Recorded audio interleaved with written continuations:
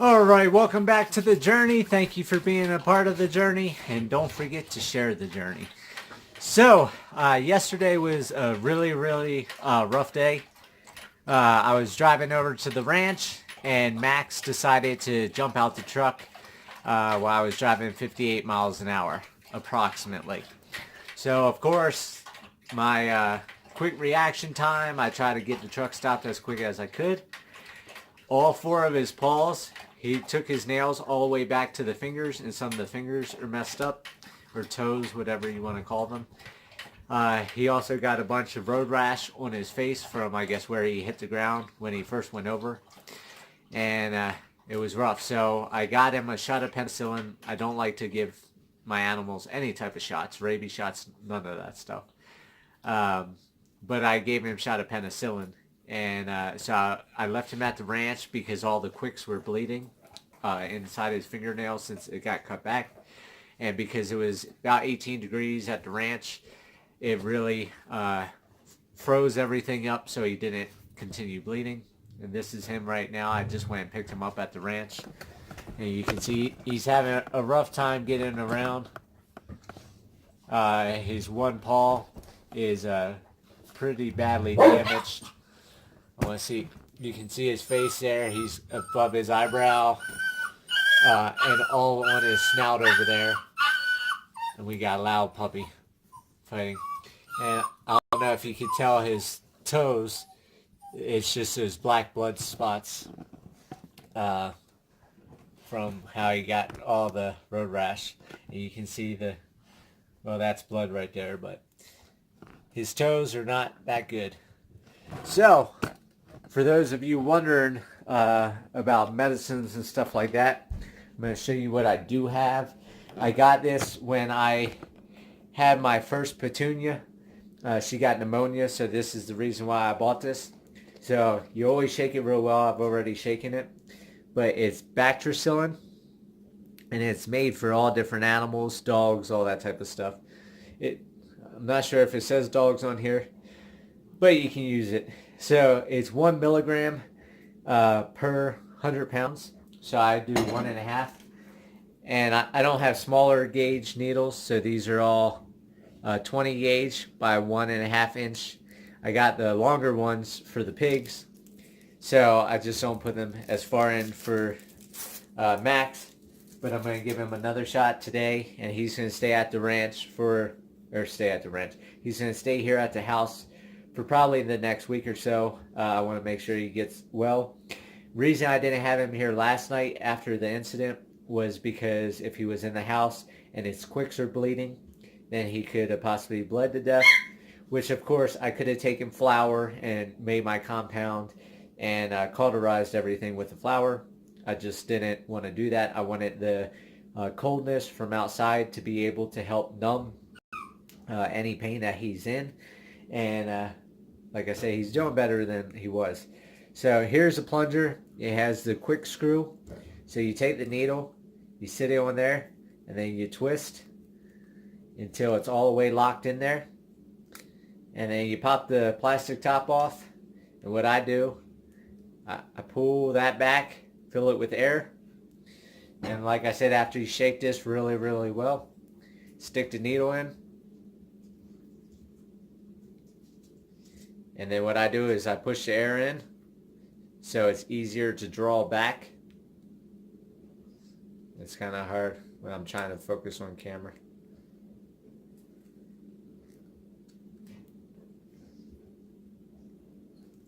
So anyhow, so that's pulling it back, and then I'll push whatever remainder until I get up to 1.5 milliliters, because he's roughly 150 pounds. It's not going to hurt if it's a little bit over. So right there is 1.5 milliliters for his weight. And then I'll show you what we're going to do. He was good with the first shot, so hopefully he'll be good with the second shot. So we got the poor boy there. So you just want to feel around for where the meatiest part is. And then you just want to be quick about it. You don't want to hesitate. You don't want to have to re-stick it multiple times, because then it's uncomfortable.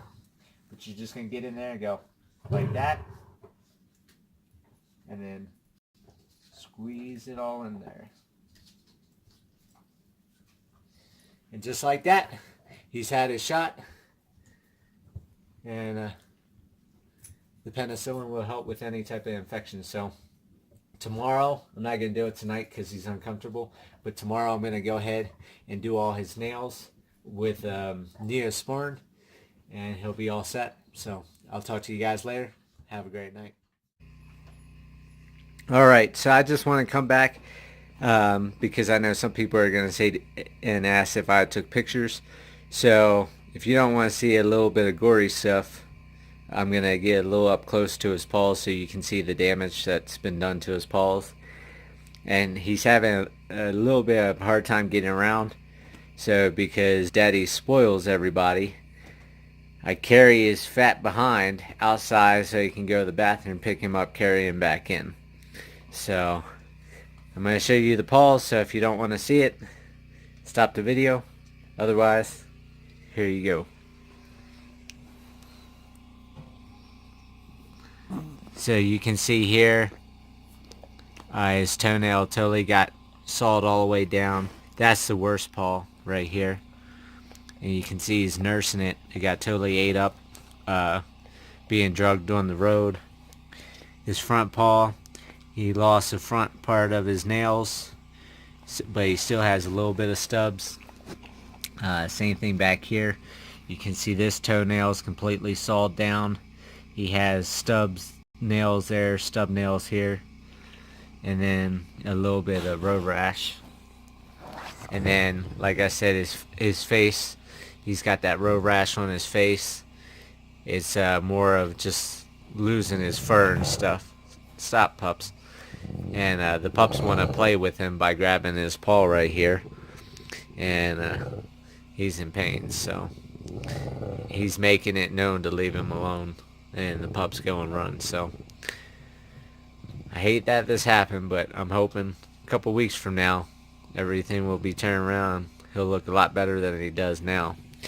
And it was really bad looking when everything was dripping blood and blood was everywhere. So not as bad as I thought it was going to be, but it's still pretty bad, especially his face. So that's Max. This is what happened. He was on a leash.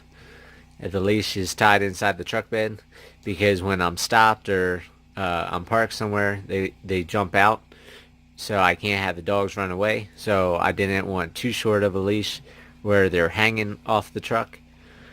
So what I'm going to do now is I'm going to get some short chains so the chain will come to the top of the side of the truck, and that way they can't get over the side of the truck. And I haven't had a problem in the year that I've been driving them around, and except when I'm parked and stopped. They've never tried to jump out when I'm moving. So this is a first for me, a learning experience for me, definitely a learning experience for Maximus. And that's that. So hope everybody has a great night. All the pups are chewing on bones that I've been given. So everybody's going down. They're getting big. We got some fatties trying to eat the food. And Mama Mouse is over there waiting for me to come snuggle with her. So hope everybody has a good night. I hope this is a learning lesson, not just for me, but for anybody that has animals in the back of the truck. This is something that can happen. So hopefully this doesn't happen to anybody else's dog. And like I said, hopefully a couple weeks Max will be turned around. He'll look a lot better, feel a lot better. Until then, he knows he gets snuggled, he gets carried out, carried in. I brought him a couple bowls of milk. So maybe he did this to get pampered. I have no idea. So have a good night. I'll talk to you guys later.